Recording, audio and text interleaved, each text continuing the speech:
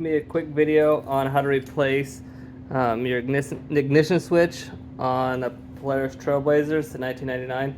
So the first thing you have to do is you have to take off the hood, which involves removing the cap to put the two-stroke oil in.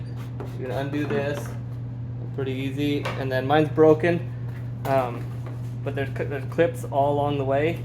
You have to take and you have to pop it out and kind of finagle it a little bit. Put that out of the way.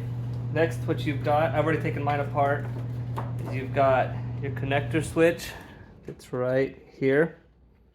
It's got a clip on it. You take and you push this thing down and it pops out of there. See, it's gonna sit kind of like this. Push down and then pull it off. And then the next thing you're gonna have to do is you can pull this piece out. It's the front part. So I've already taken it apart and pulled it out. Let me take it to the front real fast. So the way that this key right here sits on there is there's a little piece and you have to unscrew it like this in order to get it so that it undone.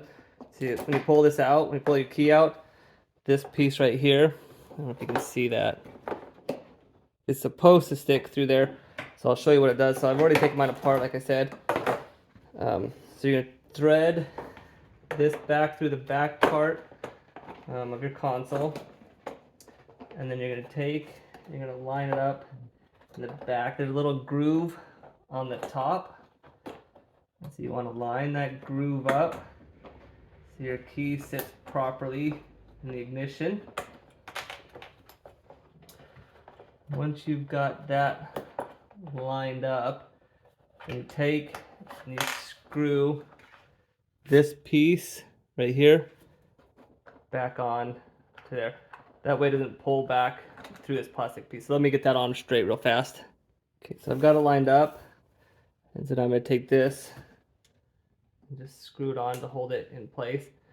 It'll kind of suck it down onto it. That way it doesn't pull back through. So now your key goes right back into the ignition switch. And then we're going to come around and we're just going to plug that right back in to how it was. So if you want to, you can use some dielectric grease just to help the connectivity. If not, this piece is going to attach. Push this back in there. You're just going to take and push this piece right back on. A little bit dirty. When you go like this, you should have power when you turn your key on now, and then you can take and this piece of this console, you can just push it right back in there. And that's how you replace the ignition switch. It's pretty simple. If you have any questions, let me know.